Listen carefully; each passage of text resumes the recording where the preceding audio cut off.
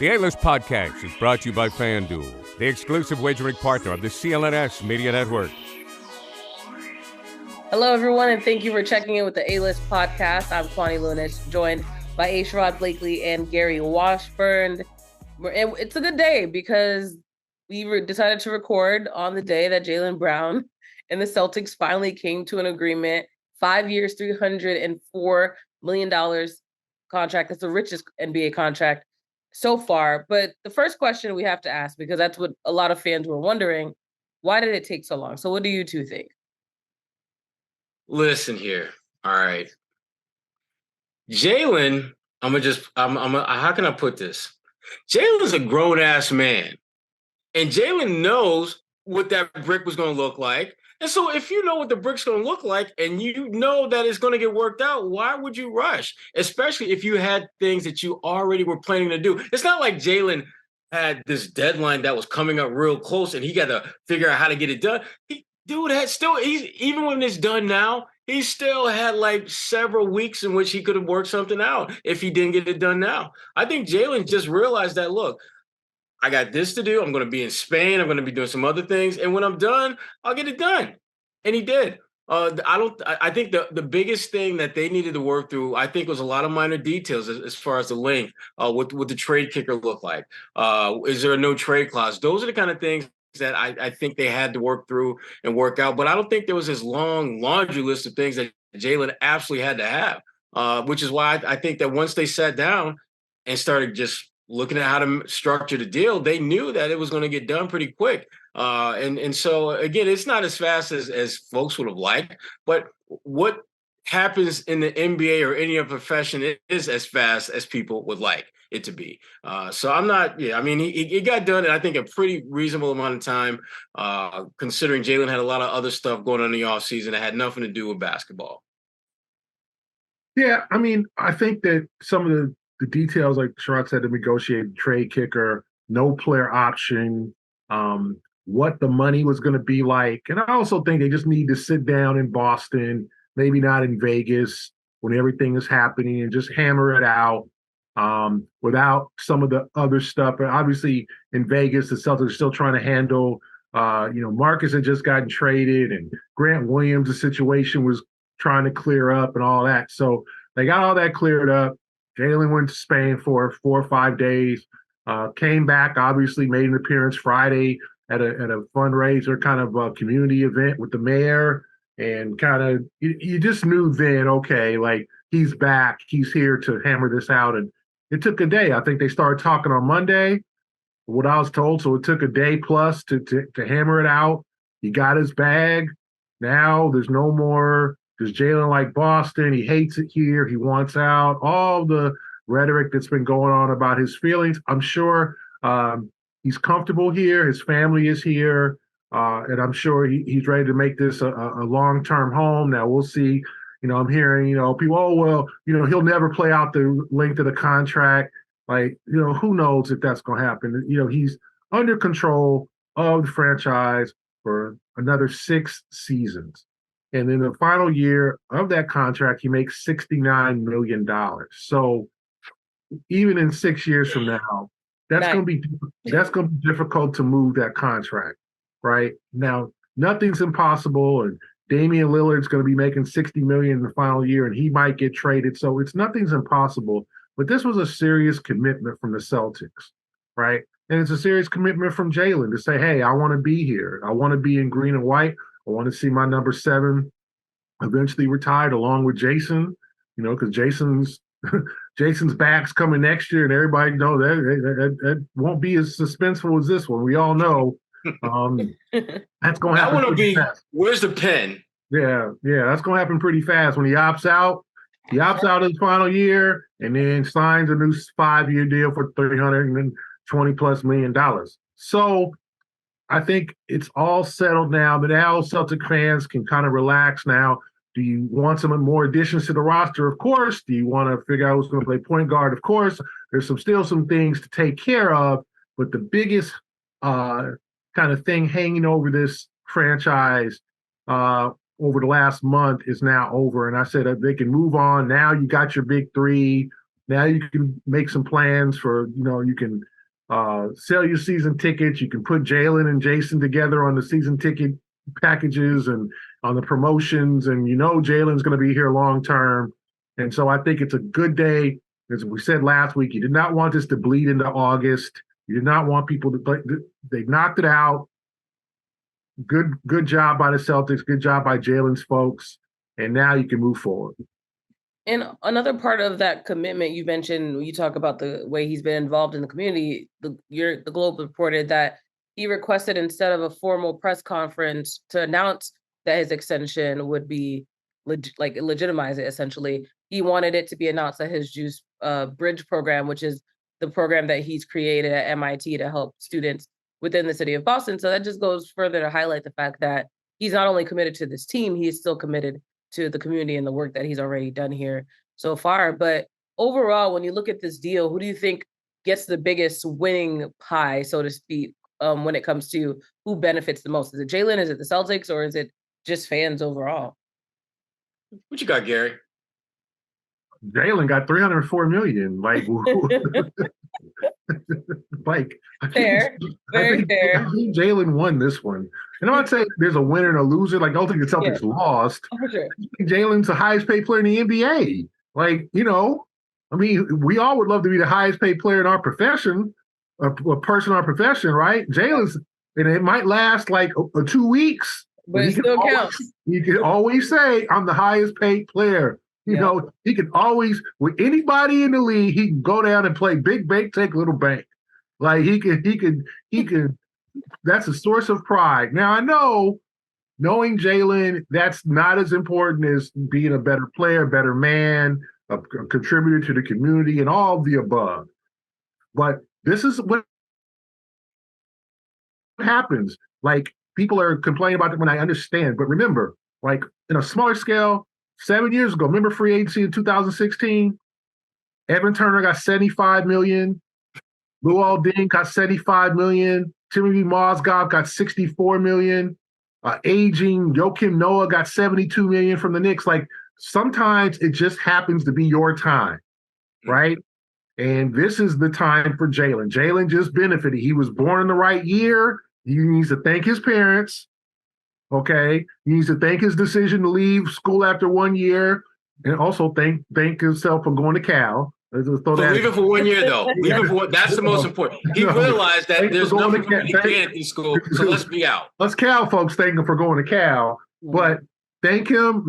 It's just his time, and some guys, folks, benefit from, just the happenstance of being born at the right time, coming to the league at the right time. Look at those free agents. If you were a free agent in 2015, you didn't get no pay like that. Free agent 2016, when the cap money needed to be spent, you got Evan Turner was never the same player. Nothing against Evan, but Evan Turner retired off that contract. So did Luol Deng, and so did all them dudes. Did you see any productive basketball from Evan Turner, Luol Deng, Timothy Mozgov, or Joakim Noah after they signed those deals? They were like, deuces. I got my wealth. So I'm not saying Jaylen's gonna be the same way. Jaylen's gonna play hard, but sometimes you just end up running into a good luck situation where it's your time, it's your turn. Okay, look, people want to talk about LaMelo Ball got $250 million. Is LaMelo Ball on the level of a big-time all-star player? He could be, but he just got $250. Tyrese Halliburton just got $260. So it's just their year. And next year will be better. The TV deal kicks in. So get used to these guys getting paid. And just wait. I'm telling y'all, Wembanyama is going to be the first $500,000 player. $500 million, sorry, not $500,000. Shoot, that ain't nothing. $500 million player. Wait till if Wembanyama works out the way he's supposed to in 3 years, and he signs that rookie, and then he gets another one like where Jason is going to be next year. Wait till Wembanyama comes up on that extension. See how much he gets. So this is the way. This is the new NBA. Everyone's winning. I was having a discussion with someone from the Player Association, a current player and we were talking about 10 years ago how David Stern and Billy Hunter were just the president of the Player Association and then commissioners there were going at each other's throats. It was ugly. Teams were claiming poverty. Everything was terrible. But shoot, 12 years later, it is the roaring 20s. This is it's happy days are here again. So this is the way it is. Jaylen just happened to benefit from being at the right place at the right time. Yeah. Me and I was on the Cedric Maxwell podcast, and actually we were talking about how Cedric, and said, he's thinking, you know what? My mom, I was born in the wrong day. My check. Exactly. Where my reparations? They want reparations. He wants reparations. I mean, Cedric, I mean, if we're keeping it 100, I mean, in this day and age of the NBA, Cedric is like a $20-25 million a year player with a minimum. Easy.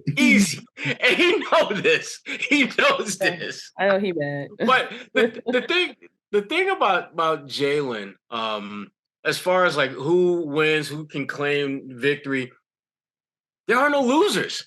I mean, the Celtics win because they have a young core that's going to be around for a while, that they have a significant amount of control over keeping them together. You've got a fan base who knows right now who your core group is and knows damn well that core group is going to be competing for a championship for years to come. And last but damn sure not least, you got to talk about Jaylen. I mean, there's like generational wealth. Then there's like his brick. His kids are good. And the thing that I love about Jaylen, and you guys kind of touched on it a little bit, is that although he's got this significant amount of just multi-generational wealth at his disposal, he's not going to be one of those cats who just hoards that money. He's figuring out ways to make an impact in areas that will benefit society on a much more global scale than just fatten his pockets. Now, he's smart enough to make some investments and make sure his money make a little more money for him. That's just being intelligent. But understanding the need to invest in not only businesses, but in intellectual capital. He's one of the few players that is very intentional about that. When you've talked about the press conference that he's going to have, there was thought put into how am I going to roll out to the public this deal? And his thought took him to making sure that it had a certain intellectual investment component to it. And I respect the hell out of Jaylen for that. Because to me, that's one of my biggest pet peeves with a lot of these athletes, that they don't recognize the need and understand that you need to be more than just a basketball player who makes money. You need to figure out a way to make an impact in other ways that benefit society and don't necessarily benefit your pockets in the process. And Jaylen is really good about thinking of different ways to do that. So he's one of those guys that you look at that $304 million bag and you think like, damn, that's a lot of money. But he's the kind of guy that you feel comfortable having that type of financial freedom. Whereas there's some other players who, you look at them and like, damn, oh man, I don't know about this dude. This might get ugly. They might regret giving that guy that money. Jaylen's not one of those guys, obviously. Take your first swing at betting MLB on FanDuel and get 10 times your first bet amount in bonus bets, up to $200. That's right, just bet $20 and you'll land $200 in bonus bets, win or lose. That's $200 you can spend betting everything from the money line to the over-under to who you think is going to hit the first home run. All in an app that's safe, secure, and super easy to use. Plus, when you win, you can get paid instantly. There's no better place to bet on MLB than FanDuel, America's #1 sportsbook.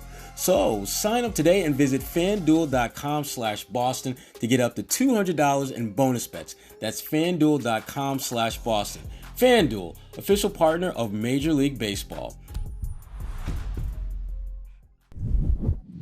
Gary, you kind of started talking about this, but how would you two say that this deal affects the Jaylen and Jason pairing? Like you mentioned, they won't waste any time when it comes to Jason Tatum's deal, but what do you think this just says about the future of the franchise? Well, I mean, they've put their stake in Jason and Jaylen, and now you got to get a championship out of it. The next step, they should be motivated, and I think, Jason and Jaylen can play together. I think we've seen that. Okay, now they've got to be both at a better level, a higher level next year. I saw the odds come out, and Jason's like 5th overall. plus 900 for you FanDuel folks to win the MVP next year.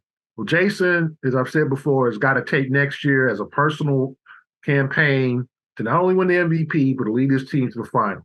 And Jaylen has got to make up for that Game 7 against Miami and be in the lab. Time to go to the lab, Jaylen, working with the kids. Hey, work with the kids half the day, the next half, whether it's whatever, a dark gym at midnight, work on your game. Get it back in the lab. Get to where you are at a higher level. The same with Jason. Have your fun, hang out with Deuce, go to your events, be seen. Jason's living the life at 25, but get in the lab and both come back for training camp with a full season now of Joe Mazzulla with Porzingis, and got to figure out what the guard situation, but come back like, okay, this is us. This is our year. Bleep everybody else. I don't want to hear about no Denver. I don't want to hear about no Milwaukee. I don't want to hear about no Miami, no Philly, no Lakers. Like, this is our year. Y'all got to be on a campaign. That's how I look at it. So their relationship should be closer than ever. Jaylen got the bag. Jason knows he getting the bag.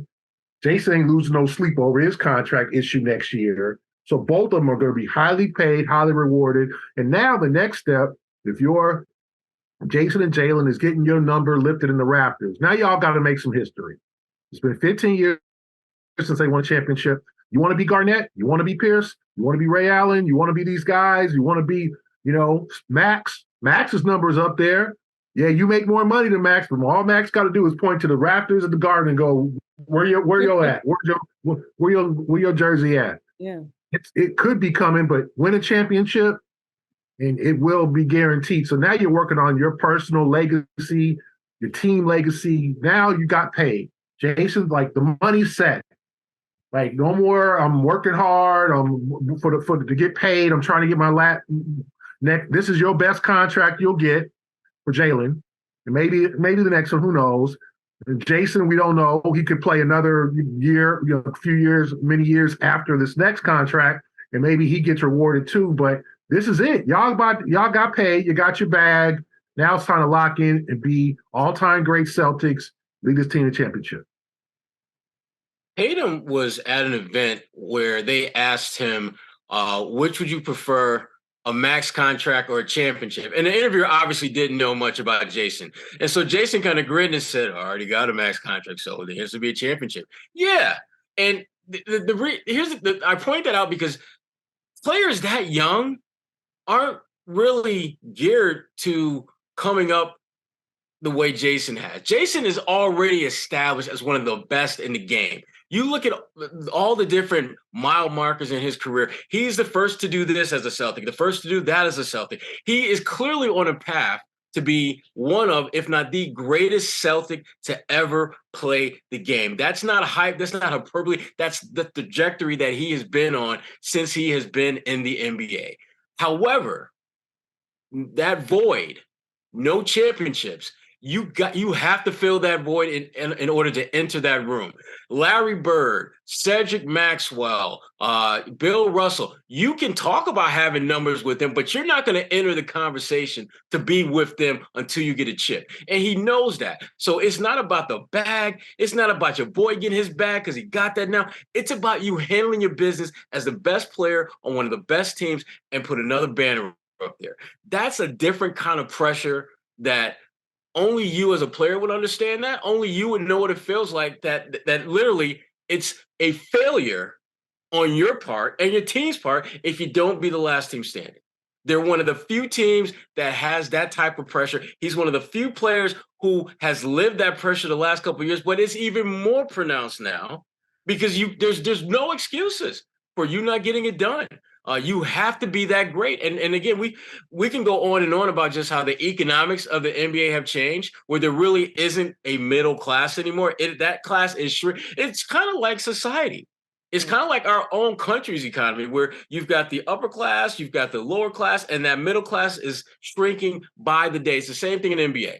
Mm-hmm. So if you're Jason, who is part of the upper echelon, upper class, you got to carry your franchise. You got to embrace that. And I don't want to hear about a sore wrist. I don't want to hear about an achy ankle. excuses, while they may be valid, doesn't change the fact that your season is based on winning a championship, and anything other than that is a failure. I don't care how you want to slice it. I don't care how you want to put lipstick on that pig. It's still going to be a pig if you don't win a championship.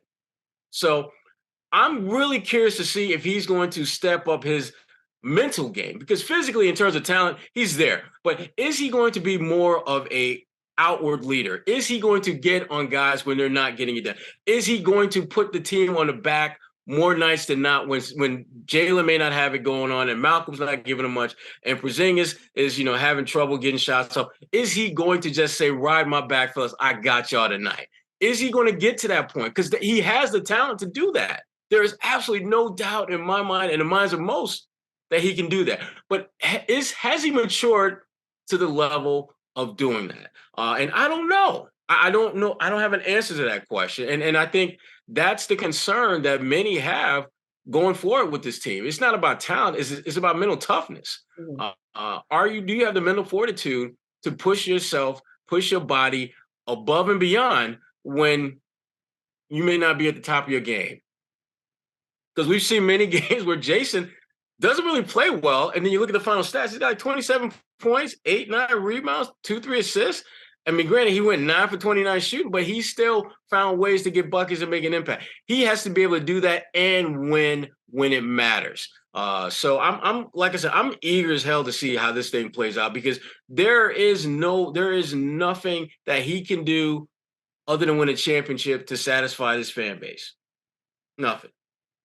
So to further add to the original question, do you think the contract itself will finally kill the noise when it comes to the break up the Jays conversation that we've heard all year round? Hell no. People still going to, they're still going to say it. Won't make it'll make even less sense though. Mm. When you look at the deal that Jaylen has and the deal that Tatum's going to get. I mean, those two guys are going to be carrying about, more than $500 million in combined salary, and not to, they might. I think they're there now with what's happening. So the idea that they can't work together, you're basically saying, Celtics, y'all really don't know what y'all doing, because y'all paying $500 million for these two players, and the Celtics are like, but wait a minute, we're a title contender now and for the foreseeable future. We've got, we're spending a lot of money, but we've got some pretty damn good players, and they're not old. They're in their mid-20s, and typically guys, and Gary, you've been around the game long enough, longer than me and Kwani. That's a little ageism. Yeah, a little ageism joke. Players typically peak when they're in their late 20s, like 28, 29. That's when they're like at the top of the game. And so based upon that, these guys probably have another 2 or 3 years to keep getting better. And that, if you're a Celtics fan, is incredibly encouraging, because you've been a title contender for the last 2-3 years, and you got theoretically a window where you're going to be in the mix for at least another 2 or 3 years. So again, once they reach that peak, then players tend to level out. So you're probably going to be getting great Jaylen and JB play for the next 5-6 years before there's any signs of I think, a noticeable dipping. And even that's questionable. So bottom line is this: you've got a situation in Boston where your window is going to be open for a while. It's going to be, the trick and challenge is for management to figure out the right side dishes to put around your main course. And you're going to have to do that through drafting. You're going to have to do that through trades. You're going to have to do it through cheap labor. I mean, if we're being honest and keeping it 100, you're going to have to get some free agent on a minimum deal who plays like, a borderline all-star at some point, or a starter. That's how you're going to be able to win at the highest level, because your main two guys make too much damn money, and they ain't taking no pay cuts no time soon, as they shouldn't. So I'm really looking forward to how to see this Celtics franchise evolve with these two guys as their core, get it done type guys. Yeah, I think the Celtics. This is something that now people are saying they had to do it, but I definitely think it was in their best interest. And remember, with the new CBA, you have to spend 90% of the cap before the season starts. That means you can't be like Oklahoma City and spend 60% and then take on a really bad, somebody's $35 million contract during the season to get to that 90% and you're good. Like, you got to spend money. Like, the way the players worked out the CBA is y'all gonna pay us. And as Sherrod said, the middle class is shrinking. Like, you've got guys, like Malcolm Brogdon makes $21 million a year. That's kind of middle class, but now that's not all that much money in terms of the NBA, the grand scheme of the NBA.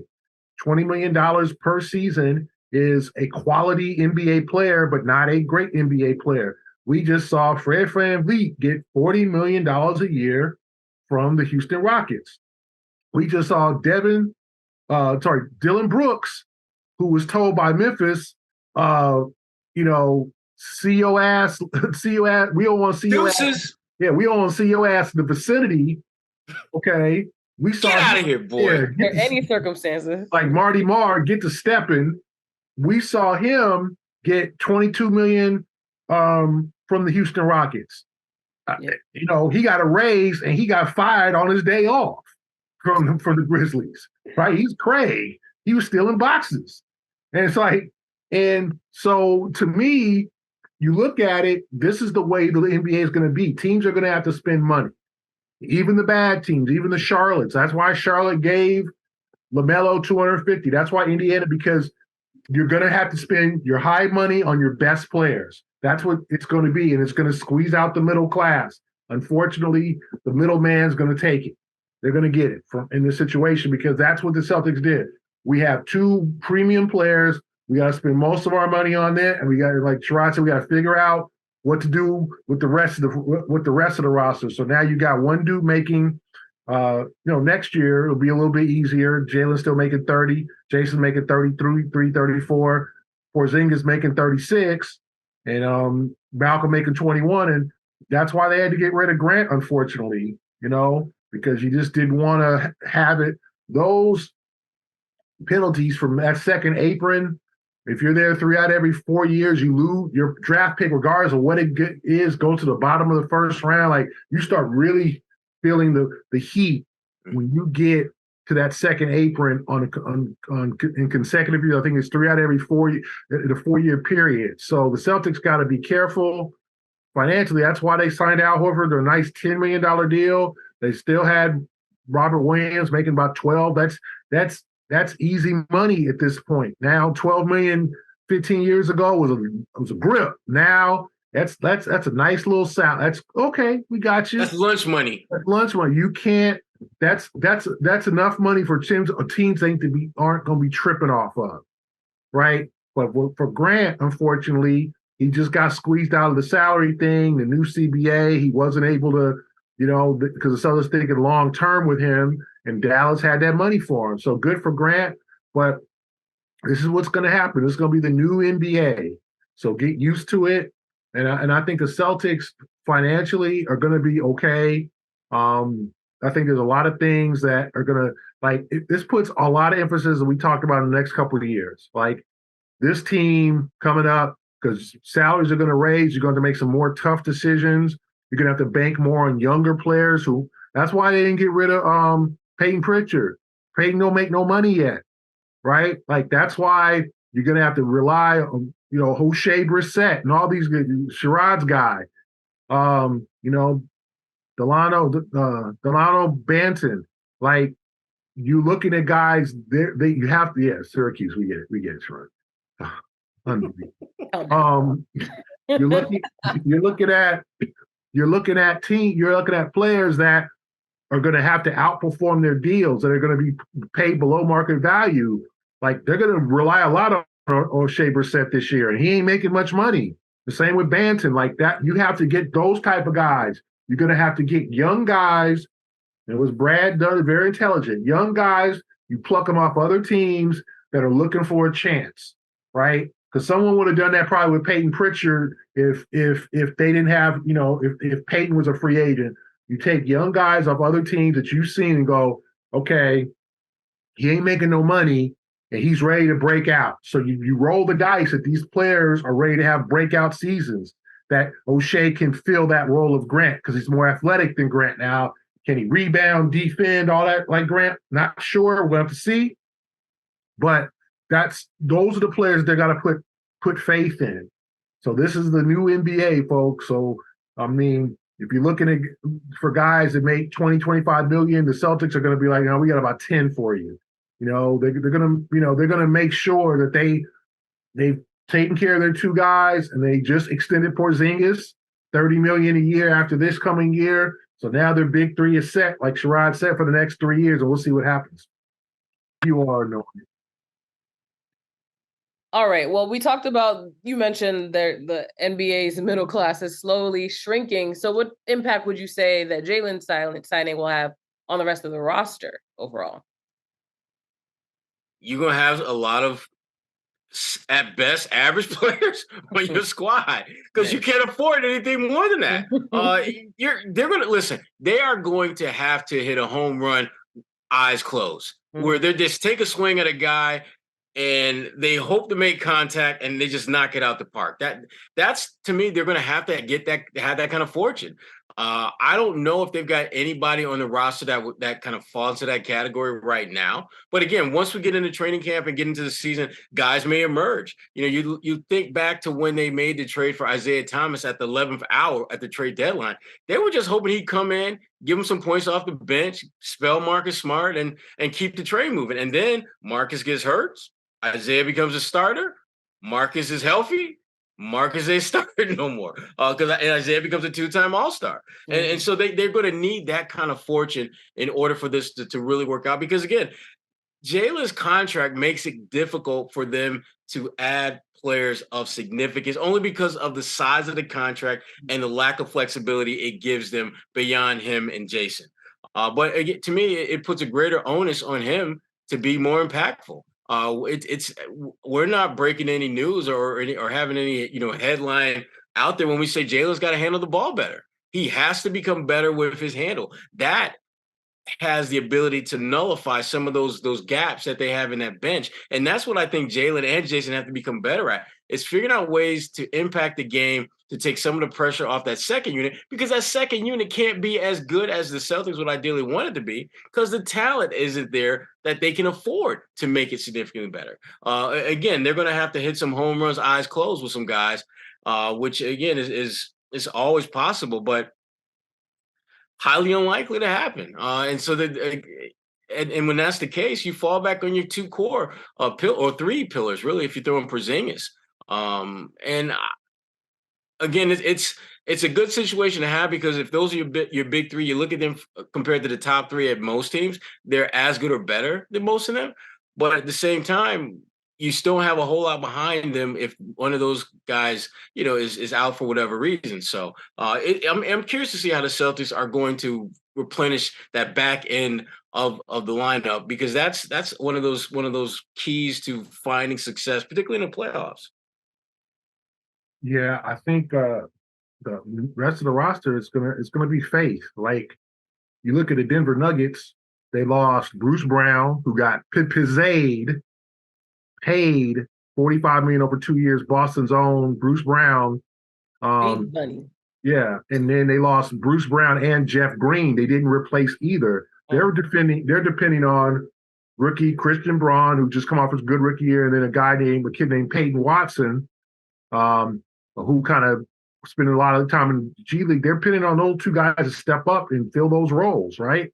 You're going to have to rely a lot on younger players during this new era. So Jordan Walsh becomes a factor. His development becomes important, maybe even this year for this team.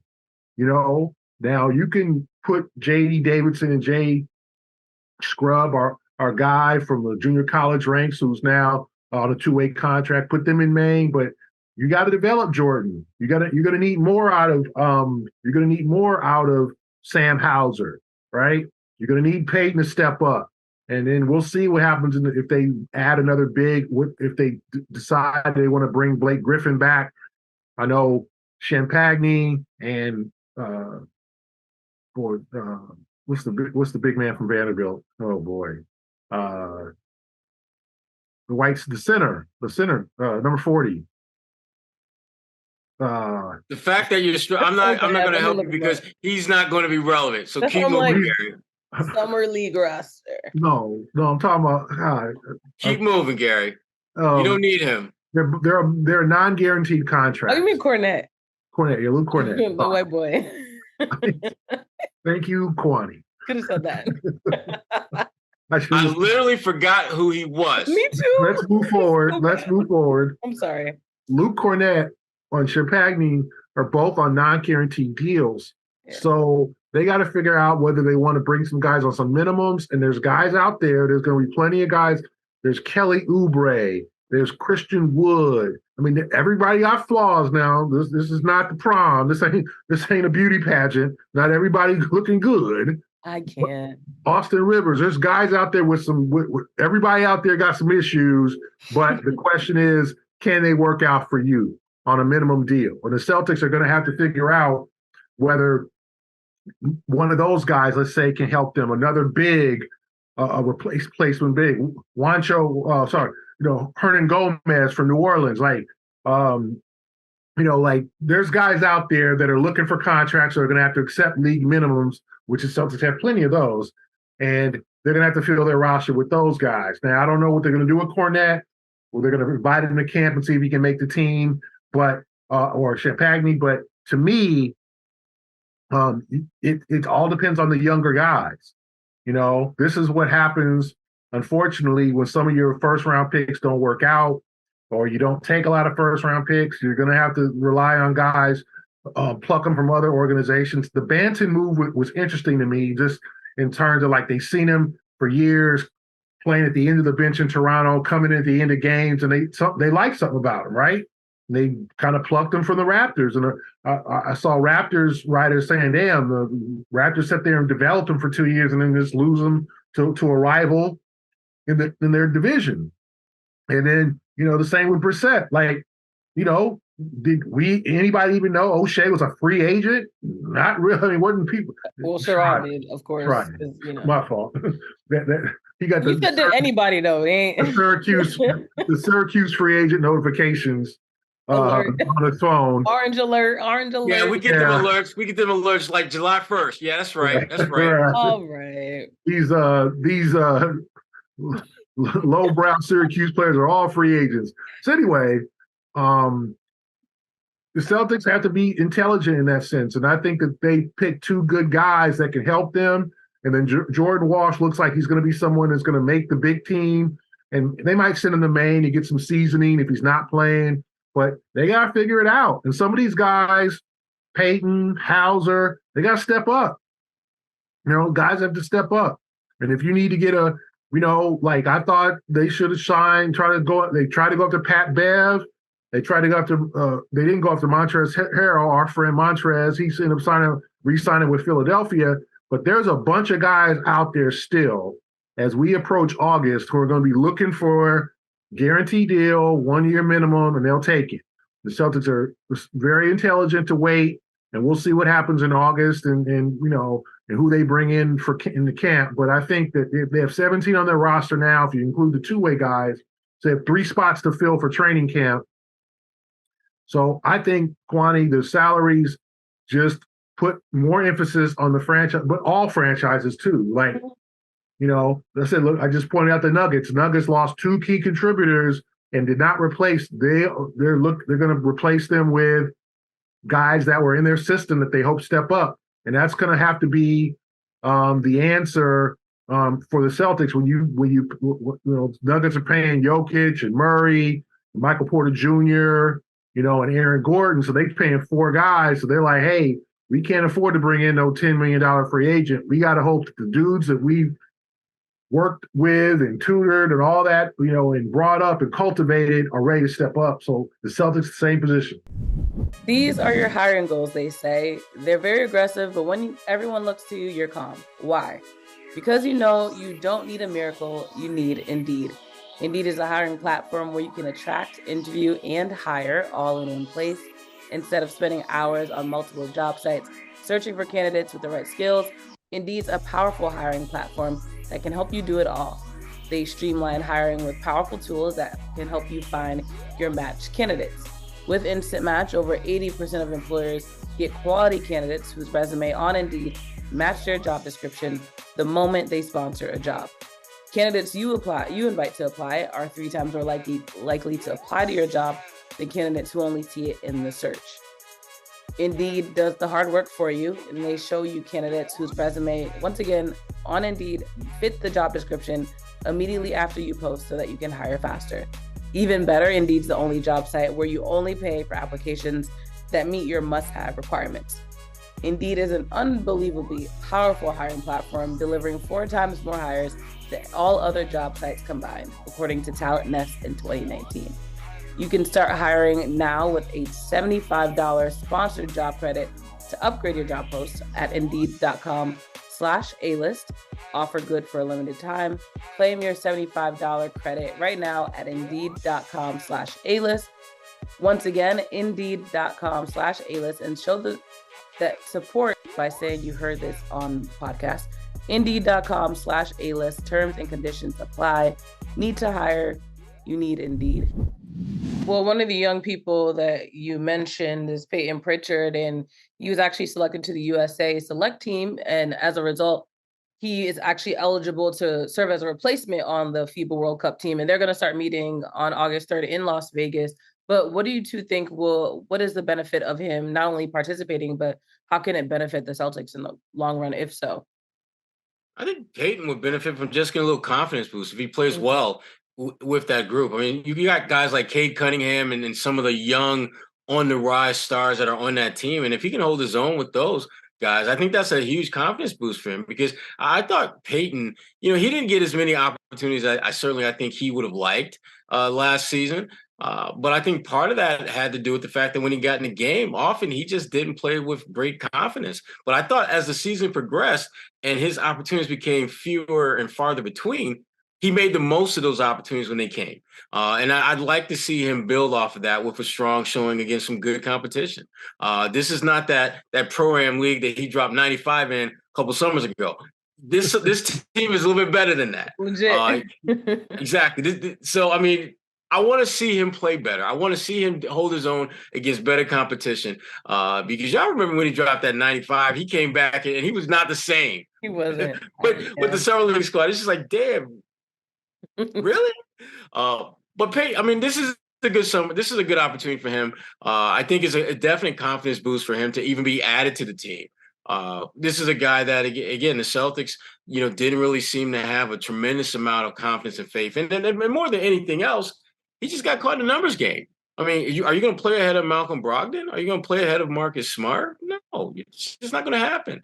And then you got, Derek White, who's playing a lot of, both front court and back court, plus Tatum and Brown are being more, ball initiators. So it's just like someone is going to be the collateral damage when all that stuff is going on. And Peyton, in many respects, was that. Now some of that logjam's cleared up.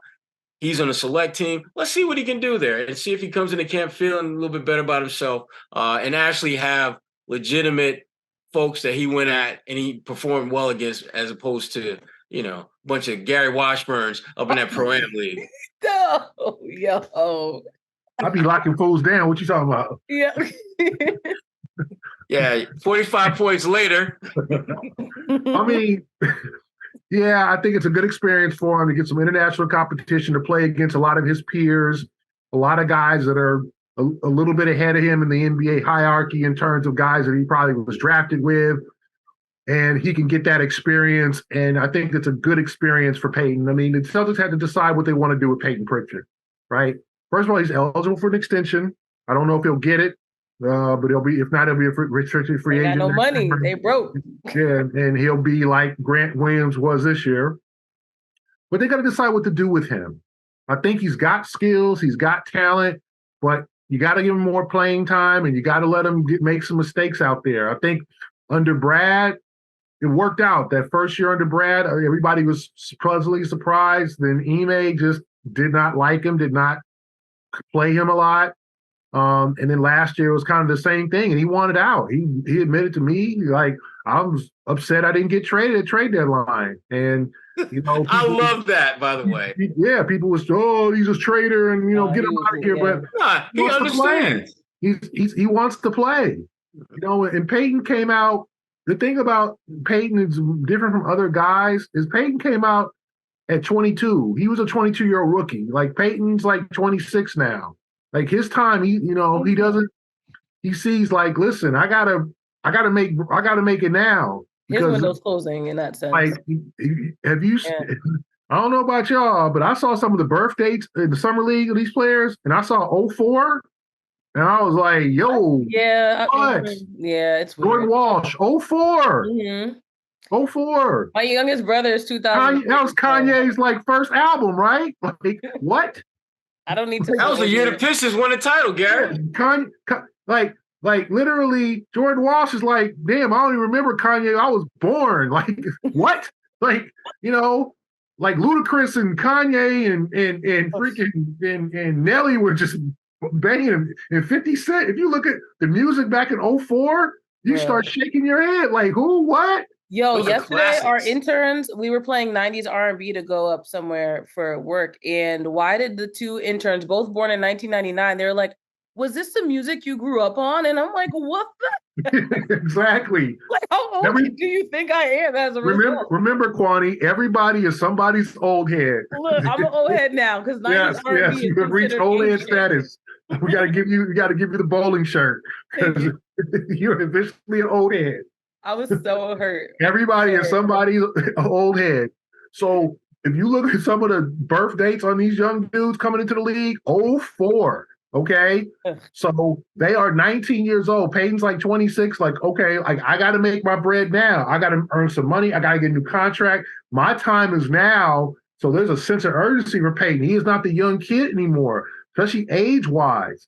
So he's got to make it happen. So I think it's a great experience for him to play with his peers, play hard one-on-one against Cade Cunningham and those, not only the games and all that, but the scrimmages and just the workout and the experience. Get him some, international experience. I think it's good for him. And he can come back with confidence. Like Sherrod said, not after scoring 95 against, some dudes who used to play at Portland Community College, but literally real NBA players that he can come back and say, hey, I fared well. I'm ready to help this team.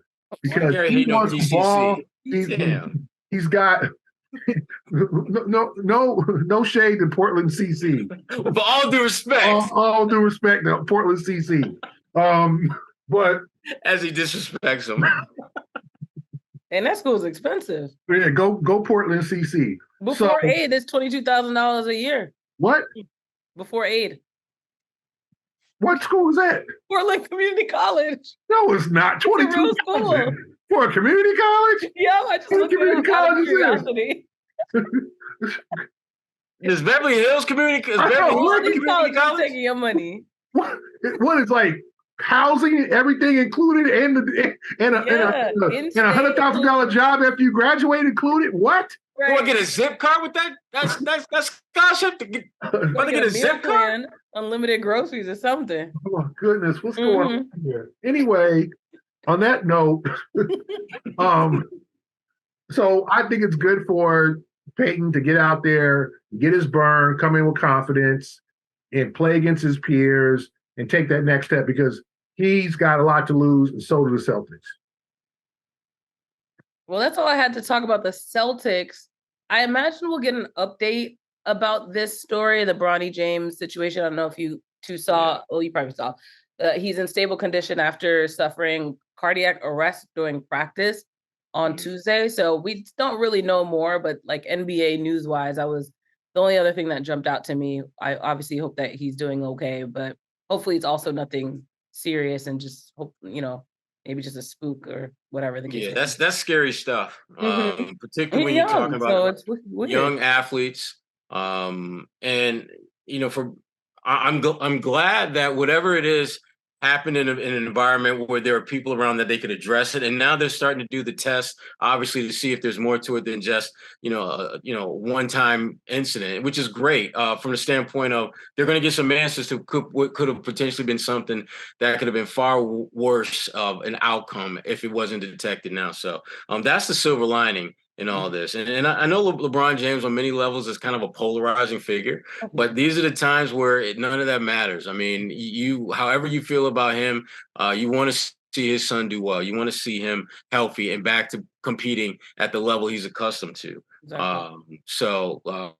Definitely, wishing the best for him, his family, his mama, because I know these people forget about mamas in these type of situations. They're the ones who, in many respects, from an emotional, engagement standpoint, are just devastated and freaking out about it. So shout out to Savannah and hope that she's, getting closer to being at peace with all that's going on with her son. So, Yeah, I just want to say,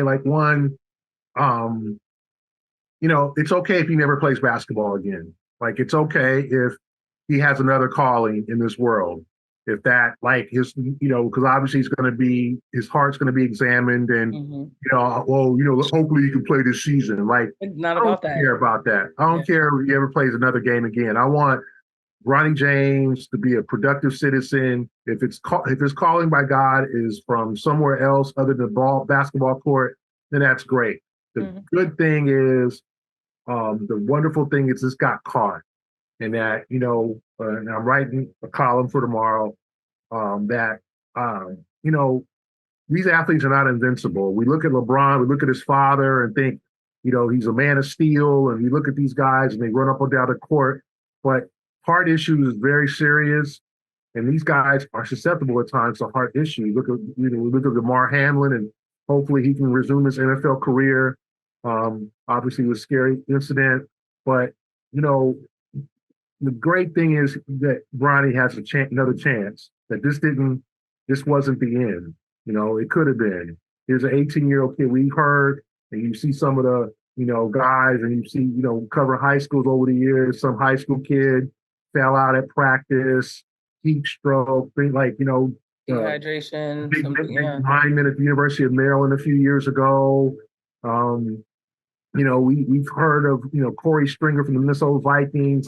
Now that was more heat related or whatever, but the body has its limits, and I don't know if this is God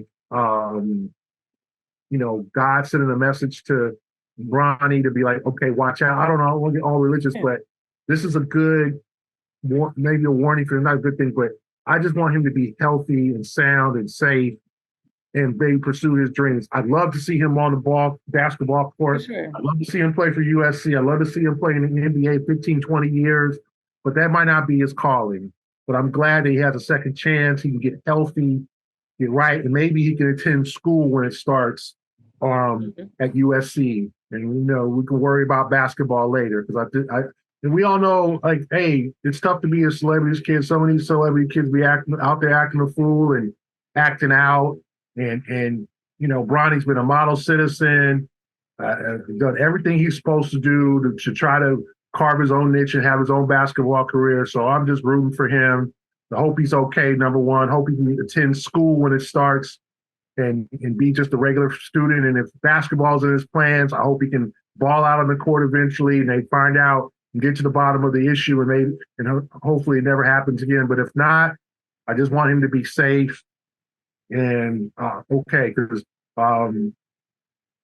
Thursday is the 30th anniversary of Reggie Lewis's passing. He passed away of a heart attack at Brandeis University 30 years ago on Thursday. So if that's not a stark reminder, just don't push yourself. And sometimes it's not meant for you. That's it. We all still miss Reggie and miss his impact. So, I just that's all I want to say. No, very well said, and thank you for sharing that. Make sure you guys check out the column that Gary mentioned. It should probably be out by the time you're listening to this. But as always, we appreciate you guys listening to the A-List podcast. As you know, we say this every week. The NBA never sleeps, so we'll be back next week. For Sherrod Blakely and Gary Washburn, I'm Kwani Lunis. This is the A-List podcast. Thank you for listening. The CLNS Media Network is powered by FanDuel. Sign up at FanDuel.com/Boston and get in on the action with $200 in bonus bets guaranteed.